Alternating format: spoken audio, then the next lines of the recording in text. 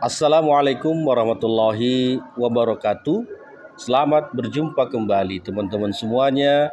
Bersama saya Syamsul Lumar, praktisi pertanian di channel Maharaja Organik.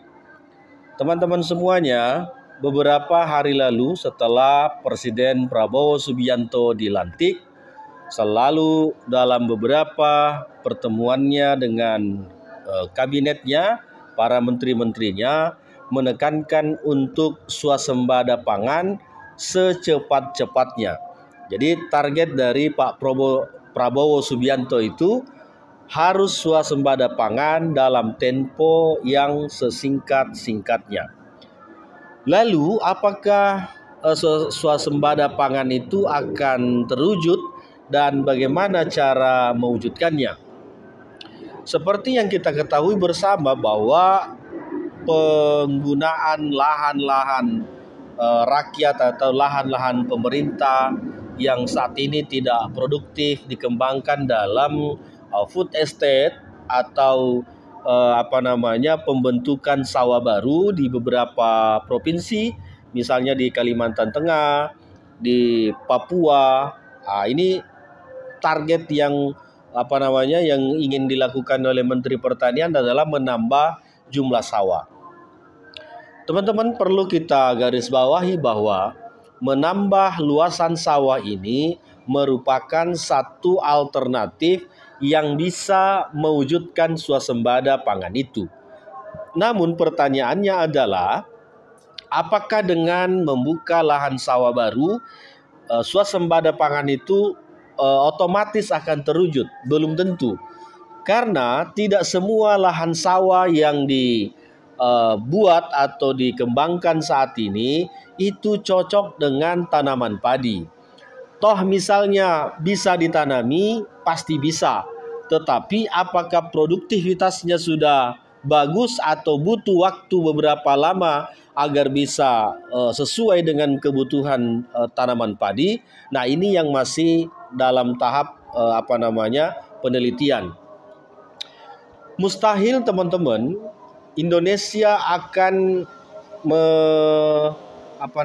menggapai swasembada pangan ketika hasil panen per hektarnya masih di angka 4-5 ton. Jadi ini saya akan garis bawahi karena kenapa? Kalau produktivitas hanya 4 ton di 5 ton, maka pasti yang akan bertani hanya di usia 40 tahun ke atas. Para generasi muda kita tidak akan pernah mau untuk terjun ke persawahan ketika hasil panen kita hanya di angka 4 sampai dengan 5 ton. Begitu pula ketika misalnya tidak ada penjaminan harga yang baik tentang hasil panen tersebut. Karena yang selama ini menjadi kendala di teman-teman petani itu, selain ketersediaan pupuk yang kadang-kadang terlambat, begitu juga ketika ketersediaan air yang tidak memadai, ditambah lagi hasil panen yang tidak net harganya atau tidak flat harganya. Sehingga yang diuntungkan adalah para tengkulak-tengkulak, para mafia-mafia yang bekerja di sektor pertanian ini. Nah, sehingga kalau memang betul-betul impian dari Pak Prabowo Subianto ini ingin mewujudkan swasembada pangan, maka dari hulu sampai dengan hilirnya harus dibuatkan aturan yang tidak diganggu-gugat oleh para cukong-cukong, oleh para mafia-mafia. Teman-teman semuanya, kami dan tim dan seluruh petani pasti akan sangat positif mendukung yang namanya swasembada pangan. Tanpa ada woro-woro dari pemerintah, kami sudah melakukan pendampingan kurang lebih 9 tahun pada petani padi dan 5 tahun ke atas pada hortikultura, begitu juga dengan tanaman perkebunan. Artinya apa? Bahwa tanpa diworo-woro oleh pemerintah, kami sudah lebih dulu terjun ke lapangan untuk membantu menaikkan produktivitas dari teman-teman petani.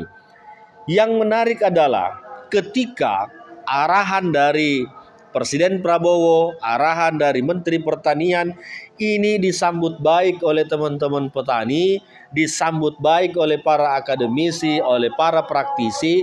Dengan PPL-PPL di lapangan tentu akan lebih mudah mewujudkan swasembada itu.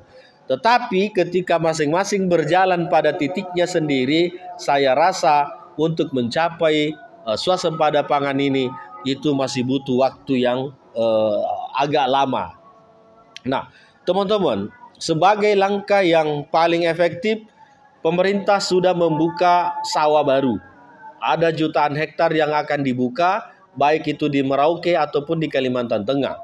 Tetapi langkah konkret kami sebagai praktisi pertanian itu adalah meningkatkan hasil panen petani yang dari 4 ton, 5 ton per hektar kami naikkan ke 8 ton, 9 ton sampai dengan 10 ton.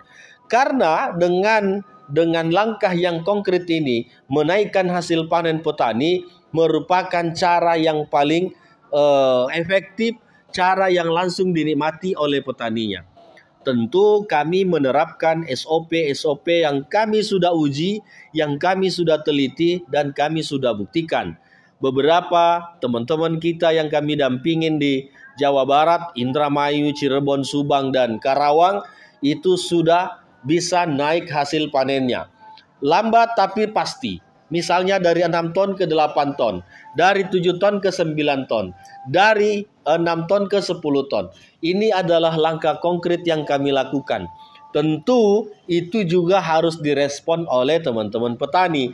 Karena tidak akan mungkin hasil panen itu naik ketika tanpa ada SOP. Ketika metode lama yang dilakukan oleh petani ini tidak kita rubah, maka tentu hasil panennya tidak akan meningkat. Begitu juga dalam pengendalian hama dan penyakit.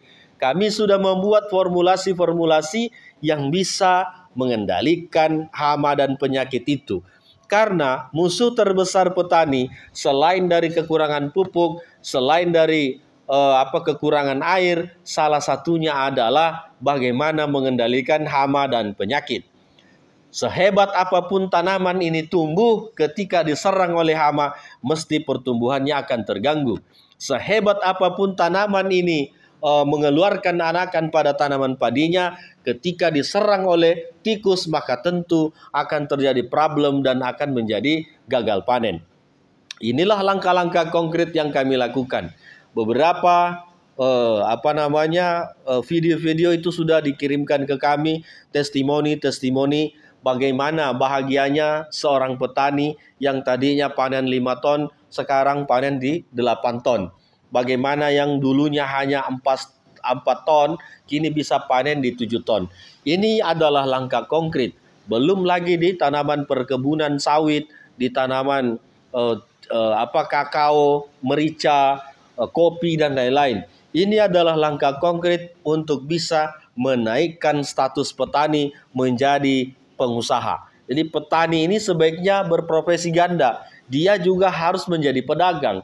Dia juga harus menjadi pebisnis. Agar apa? Agar penghasilannya tidak hanya melulu pada hasil panen saja.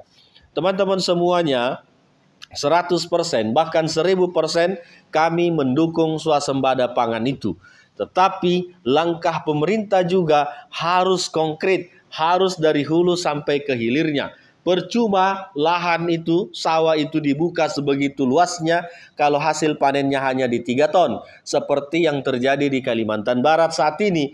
Itu butuh ilmuwan, butuh akademisi, butuh praktisi yang bisa digunakan oleh pemerintah terjun langsung ke lapangan. Kami mendengar bahwa saat ini pemerintah sudah memesan beberapa ratus ribu ton dolomit. Saya mau katakan bahwa ketika pemerintah menggunakan dolomit pada lahan-lahan gambut, itu akan membengkak biaya pengolahan lahannya. Tapi kalau pemerintah menggunakan garam krosok, lebih hemat, lebih praktis, dan reaksi di tanahnya lebih efektif dibandingkan dengan kapur dolomit. Saya kira begitu teman-teman ulasan kita hari ini. Swasembada pangan yang dicanangkan oleh Presiden Prabowo Subianto ini menjadi harapan kita semua agar pertanian di Indonesia ini bisa stabil, tidak lagi melakukan impor, dan semuanya diproduksi di dalam negeri. Terima kasih. Assalamualaikum warahmatullahi wabarakatuh.